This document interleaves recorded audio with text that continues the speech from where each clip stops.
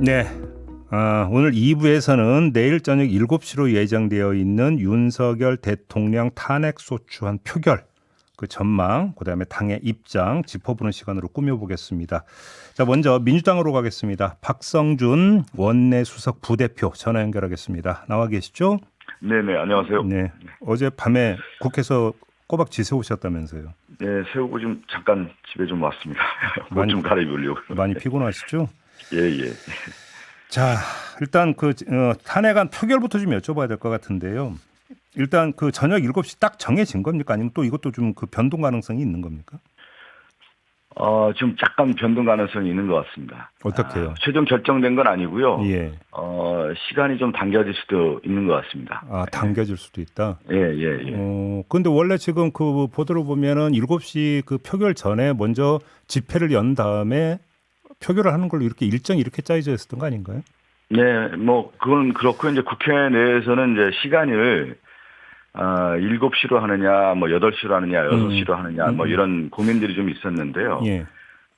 지금 이제 국민의힘에서 대통령 탄핵과 관련된 표결을 입장을 정리하지 못한 것 같아요. 근데 이제 그렇다 보면, 우리는, 실질적으로 이 투표가 네. 상당히 지연 전략을 할 가능성도 있다고 판단하고 있습니다.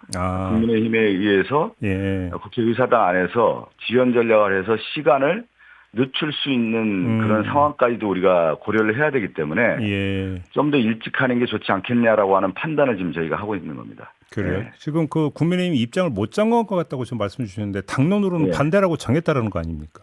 이제 당론은 이제 정했지만 투표를 할 때 표결에 어떤 방식으로 참여하느냐에 대한 부분인데 그 방법론에 대해서 네, 방법론에 대해서 예를 들어서 불출석할 것인지에 대한 부분도 있고 또 하나는 투표장 안에 들어와서 지연 전략을 분명히 할 수도 있지 않습니까? 네네네. 그런 것까지 다 고려를 한다고 하면은 12월 7일 날 대통령 탄핵과 관련된 표결을 좀 더 일찍 하는 게 낫지 않겠냐라고 하는 저희의 자체적 판단이 있는 겁니다. 지금. 그래서 확실하게 지금 시간이 결정되지는 않았지만 좀 더 당겨야 된다라는 여론이 있습니다. 지금 이제 아마 가장 궁금해할 부분이 이것인 것 같습니다. 그 탄핵에 찬성하겠다라는 의사를 밝힌 국민의힘 의원들이 있느냐, 있다면 그 규모가 어떻게 되느냐 이것인 것 같은데 혹시 파악된 내용이 있을까요?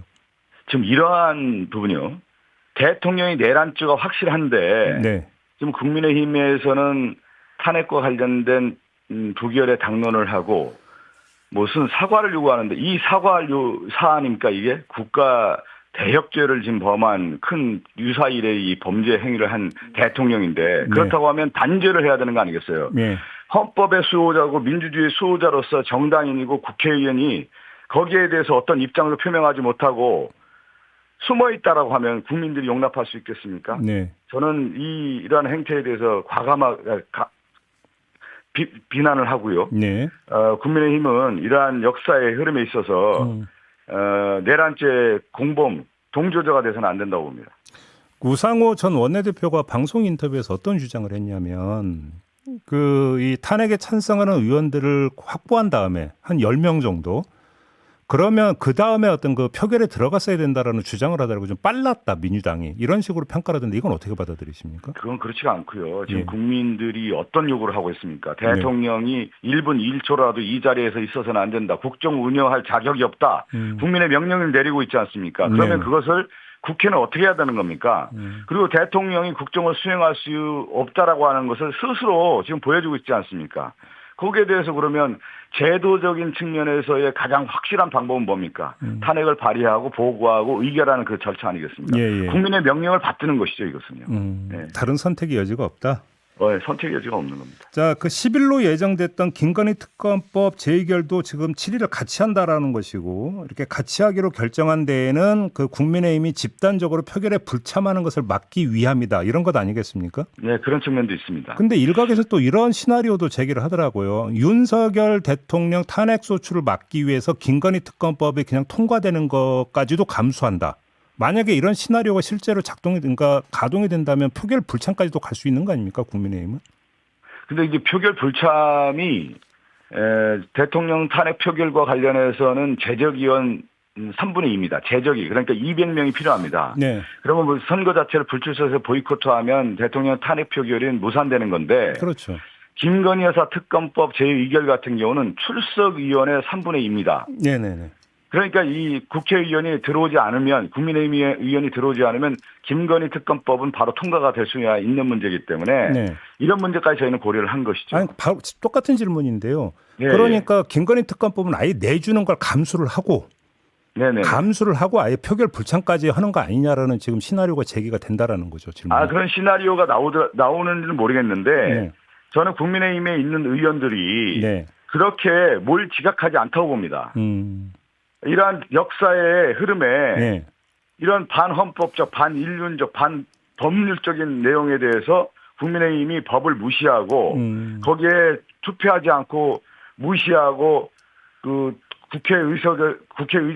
본회의장에 들어오지 않는다고 하면은 네. 국회의원의 신분을 망각한 거 아니겠습니까? 예, 그 자체가 자격이 없는 거기 때문에 예. 그러한 위험 부담을 안고 들어오지 않을 거라고는 보지 않습니다.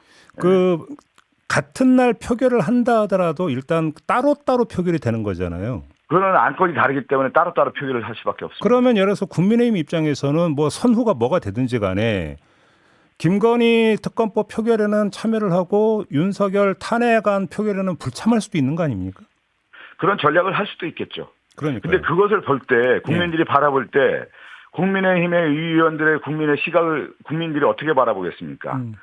이러한 내란죄와 관련된 국가 위기 사태를 초래한 대통령의 탄핵 문제에 대해서는 네. 손 놓고 있고 그동안에 이제 김건희 여사 관련된 수많은 범죄가 드러났을 때에도 손 놓고 있었던 국민의힘이 계략적으로 전략적으로 이러한 것을 판단하고 있구나. 국민이 용서하겠습니까? 이러한 행태에 대해서? 네. 알겠습니다. 지금 이건 너무 앞서가는 질문이라 드리고 싶지는 않지만 그래도 궁금해하는 분들이 있기 때문에 질문을 드리겠는데요. 만에 하나라도 부결이 되면 바로 다시 탄핵 소추안 재발의하는 겁니까? 아까 앵커께서도 얘기하는데 지금 질문에 답이 있지 않습니까? 예. 그런 일이 있어서는 안 되는 것이죠. 그러니까요. 예. 이 내란죄 아닙니까? 우리 지금 저희들 네. 국회에 들어가서 총을 겨누고 군합발로 짓밟고 국회의원들 다 체포해서 방첩사로 데려가서 네. 감금한 상태에서 국회 해산까지 했고 국가 전복 세력 아닙니까? 내란죄를 저질렀던 사람들입니다. 이걸 단죄하지 않고 어떻게 넘어갈 수 있겠습니까? 그래요. 그런 일은 있을 수 없을 거라고 봅니다, 저는. 어제 국민의힘 소속 소장파 5명의 의원이 입장을 냈습니다. 네. 대통령 사과와 함께 임기 단축 개헌을 추진하자는 입장을 냈는데 이건 어떻게 평가를 하십니까? 저는 이제 그분들도 얼마나 고민이 많아서 이제 기자회견을 했냐 싶은데 예. 이 문제가 사과할 문제입니까? 당장 수사하라고 국민의힘 의원들도 얘기해야 되는 거 아니에요? 지금 한동훈 대표도 검사 출신 아닙니까? 윤석열 대통령 검사 출신이 이런 내란죄를 범했단 말이에요. 그러면 당시에 자신들이 검사 시절에는 어떻게 했겠습니까? 당장 수사해서 구속시키라고 하지 않았겠습니까? 네. 한동훈 대표가 법무부 장관 검사했다고 하면 어떻게 했겠습니까? 이 내란죄를 범죄했다. 당장 구속 수사해야 된다. 이렇게 얘기하지 않았겠어요? 이 사과로 끝날 문제입니까?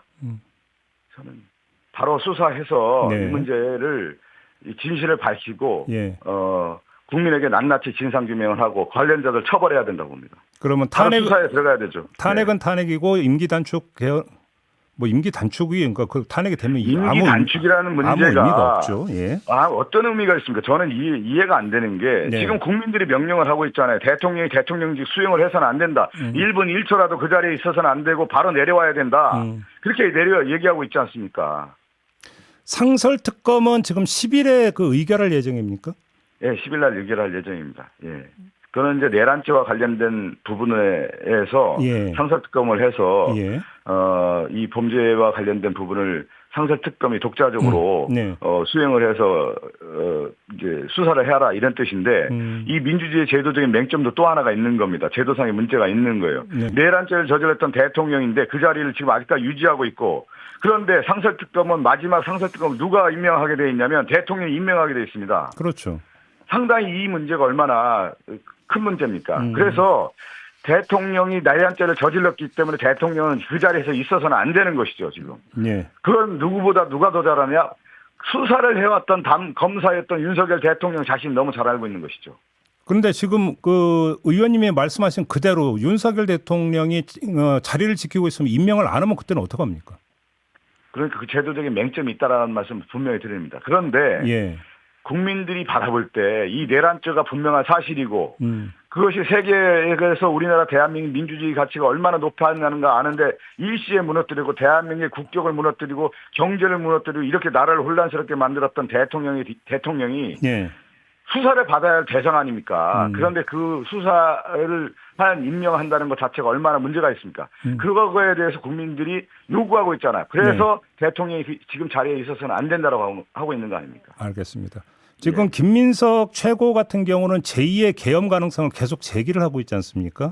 이 우려가 나오면서 그 다음에 따라붙는 전망이 결국은 탄핵 표결 그 이후 그 직후가 가장 위험한 시기가 될 거다라는 그 진단이 나오고 있는데 민주당 차원에서 행동 계획에는 이런 것도 지금 마련을 해놓은 상태입니까? 이제 행동 강령이라고 하는 것은 이제 우리가 국회를 지켜야 되는 거고요. 예. 국민과 함께 이 문제를 이제 싸워야 되는 문제 아니겠습니까? 예. 국회 차원에서 그리고 장애 차원에서 같이 국민과 함께 이 문제를 해결해야 되는 거고요. 이 얘기는 왜 나오냐면 우리가 상식적으로 민주화가 성숙되고 이런 비상계엄 사태가 있을 거라고 누가 생각했습니까? 그런데 민주당이 볼 때 윤석열 대통령이 계엄까지도 할 수 있다라고 우리가 우려를 했던 겁니다. 그래서 경고를 했던 겁니다. 근데 실제 우리가 생각하지 못했던 이 비상계엄을 통해서 국가를 전복하는 그러한 모습까지 봤기 때문에 비이성적 비상식적 행태가 반복적으로도 이어질 수 있는 문제다라고 하는 판단을 우리가 하고 있는 것이죠. 어떤 일을 벌일지도 모르는 그런 위험한 상황까지 다시 올 수도 있다라고 하는 문제이기 때문에 선제적 조치를 하는 그런 차원에서 김민석 최고가 얘기했다고 볼 수 있습니다. 알겠습니다. 만약에 그 7일 날 표결이 좀 앞당겨진다면 어느 정도로까지 한 시간을 어느 정도로 예상을 하면 되는 걸까요? 시점을? 이 정도는 저희는 시점을 볼 때 당초에 한 7시 정도 생각했는데 최소한 한 2시간 정도는 더 당겨야 된다는 생각을 갖고 있습니다. 그래서 한 5시 정도는 해야 되는 거 아니냐. 그렇게 지금 보고 있습니다. 알겠습니다. 자, 오늘 말씀 여기까지 듣겠습니다. 고맙습니다. 예, 감사합니다. 네, 박성준 더불어민주당 원내수석 부대표였고요.